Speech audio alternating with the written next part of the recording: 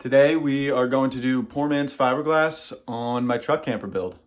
If you don't know what Poor Mans Fiberglass is, I highly recommend looking it up. It's a pretty cool technique, and it's been used to build boats and apparently airplanes and a bunch of other things way back in the day. To me, it seemed like the cheaper and the easier option to go with, and I've heard that it's extremely durable. Now, from what I did compared to everybody else, there's a couple different ways. You can use mostly wood glue, or you can use mostly exterior paint. So in this video, you'll see what I did, which I went the route of using mostly wood glue, which I used Titebond II. And then I painted over the Titebond II using a primer coat and exterior paint. Here we are using Bondo to smooth out any rough surfaces. I was told the painter's canvas will not stick to Bondo, but with enough wood glue, I didn't have a problem.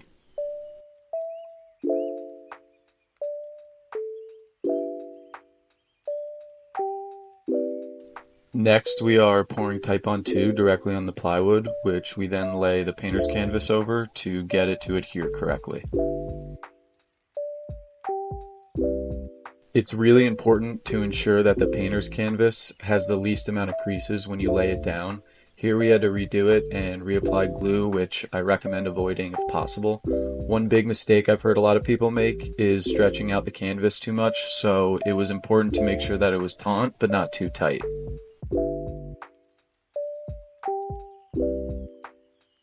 As you can see, in some areas we are using an iron. This is really effective in getting out any creases or bumps so that the painter's canvas has a really smooth finish. I've seen a lot of other YouTubers overlap their creases at the top of each camper on the side. I decided to go a different route and try to minimize buying more painter's canvas cut to size, and while this worked for me, it caused the end result to not look as great as some of the ones I've seen.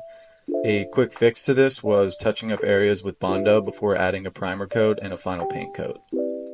Here we are again adding strictly Titebond II on the sides to stick the painter's canvas to. It's important to add a thick enough coat to get it to stick, but not too thick of a layer where the glue fully seeps through the canvas.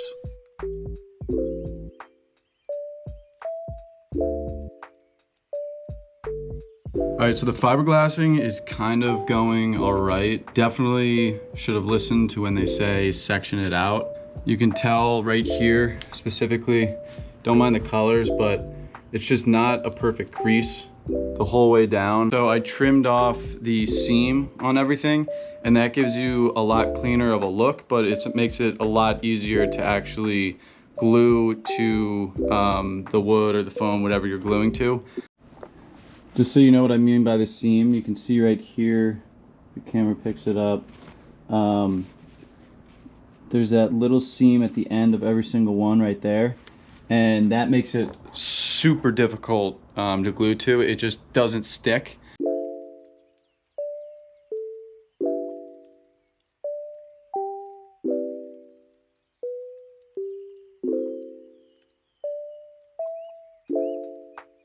This was by far the most difficult section, as you can imagine. Gravity wanted to keep pulling the canvas off. However, by using a dry paint roller, I was able to get the canvas to adhere well enough where I didn't need to staple it to the plywood to dry.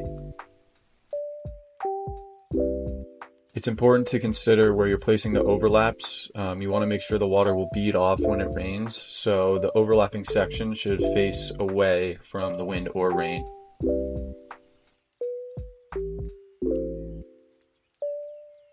Now that the painter's canvas has had time to adhere overnight, I am beginning the first top coat of glue. Many people have used exterior paint at this stage. However, I've also seen where people continue to use Titebond II mixed slightly with water, which is what I decided to go with here.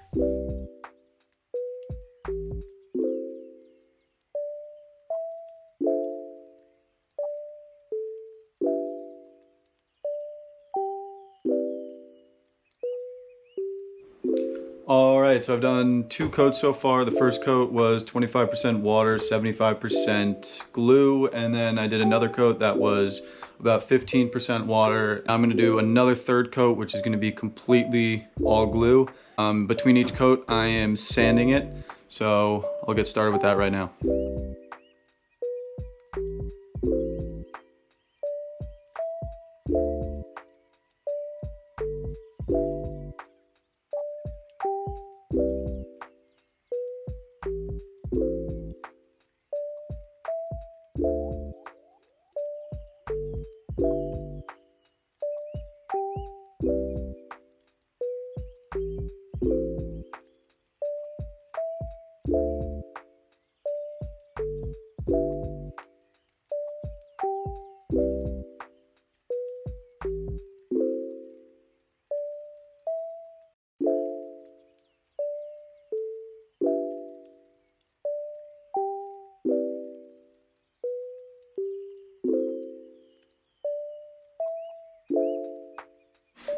All right, so the Poor Mans Fiberglass is now done. I did 3 coats, so that left a really good, strong feeling coat. Some areas, it's not completely flat. The seams, I did a really poor job. What I did do was I sanded it down and then put a little bit of Bondo so that it will smooth out those surfaces.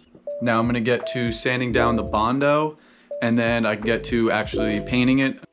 At this stage, I've begun adding my primer coat. The primer I used is Stix, S-T-I-X, and I added a slight gray color to it so that it blended better when I added the final blue coat to match my truck. I know I'm supposed to be doing longer strides when painting, however, this area was a huge pain to do, and I knew that it didn't have to look perfect since it wouldn't be seen once the camper was on the truck.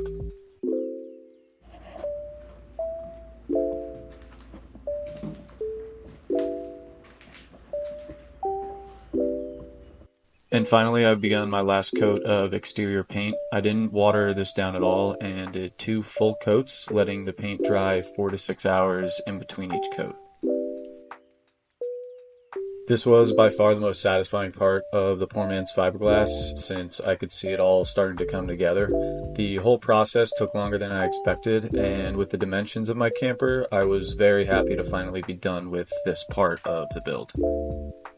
Alrighty, so there's a bunch of stuff all over it, but the camper is complete. I just installed this little window, but it came out really good. It's super smooth. It looks completely sealed. There's just a little bit of dust all over it now, but the end result turned out great. So now I just need to get it lifted on the truck and I can start working on the inside. If you guys like this video, don't forget to like and subscribe. And I will see you in the next video.